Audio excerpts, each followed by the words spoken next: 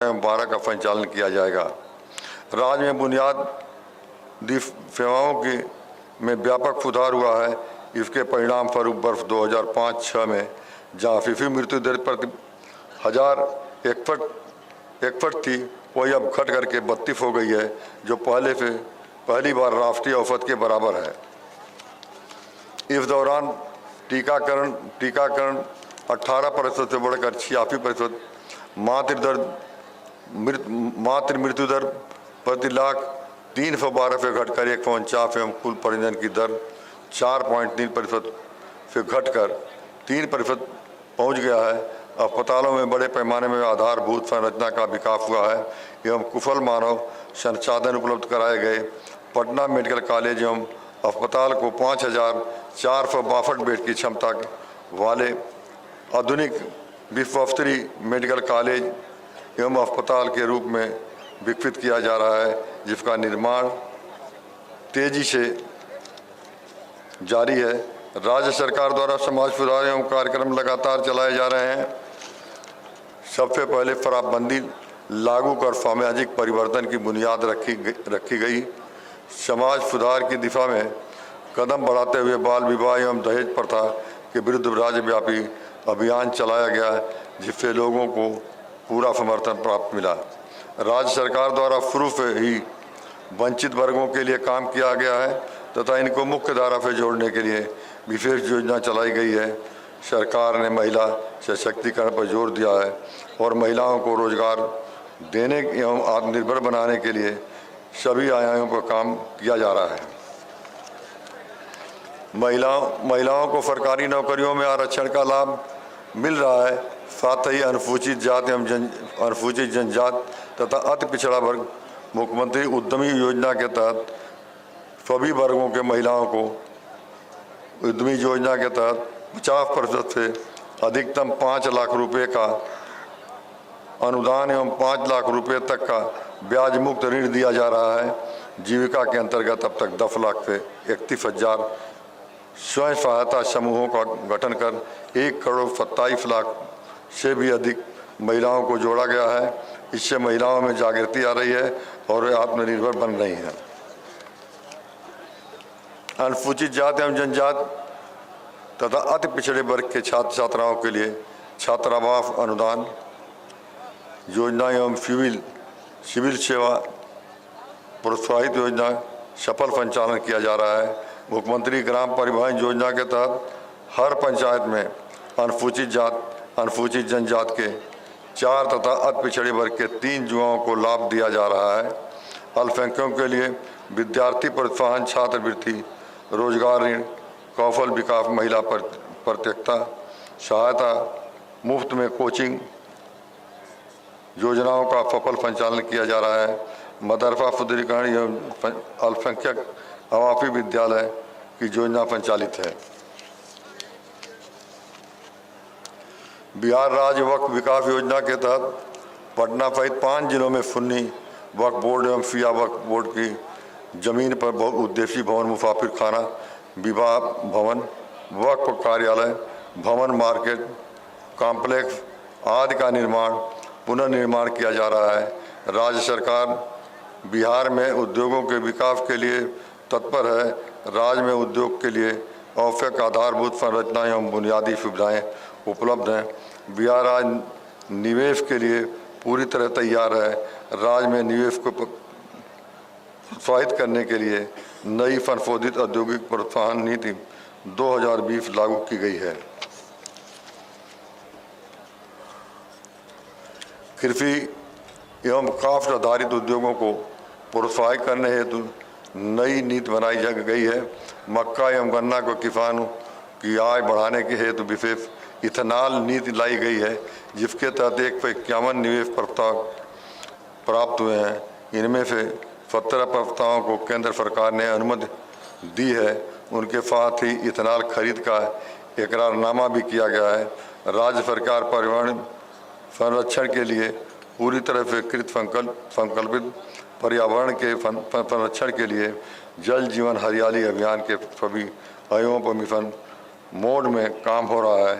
तालाब, पोखर, आहर, पईन एवं कुओं के अतिक्रमण को मुक्त कराकर उनका जीर्णोद्धार किया जा रहा है। कुओं तथा चापाकल के पापोक्ता का निर्माण किया जा रहा है। नए जल स्रोतों का निर्माण कराया जा रहा है एवं गंगा एवं उद्भव योजना के तहत गया राजगीर एवं नवादा में जल संकट वाले क्षेत्र में गंगा नदी के पानी को पहुंचाने का कार्य किया जा रहा है।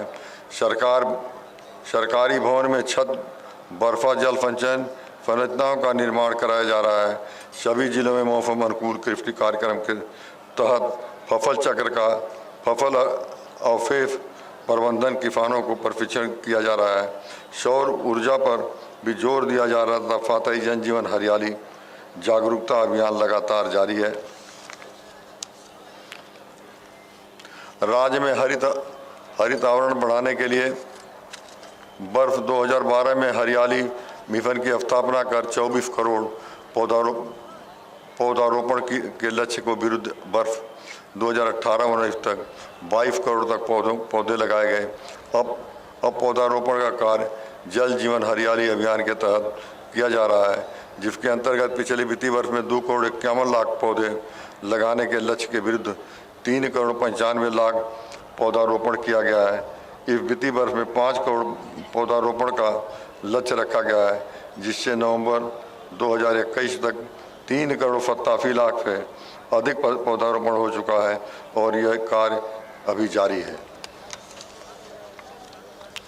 बिहार विभाजन के उपरांत राज्य में हरित आवरण मात्र 9% हो गया था, जो अब लगभग 15% हो गया है। राज्य में हरित आवरण के लक्ष्य को बढ़ाकर 17% किया गया है, जिसके लिए सरकार प्रयासरत है। सरकार का कामना है कि समाज में सद्भावना एवं भाईचारा का वातावरण कायम रहे तथा पर्यावरण का संरक्षण और राज्य के कारनामों में कोरोना में संक्रमण की महामारी से मुक्ति मिले। हमारे राज्य में प्रगति के पथ पर अग्रसर रहे। आइए गणतंत्र दिवस के शुभ अवसर पर हम संकल्पित होकर बिहार को विकसित एवं खुशहाल राज्य बनाने की अपना सहयोग प्रदान करें। गणतंत्र दिवस के अवसर पर एक बार पुनः आप सबको अपनी शुभकामनाएं देता हूं। जय हिंद, जय हिंद, जय हिंद। धन्यवाद।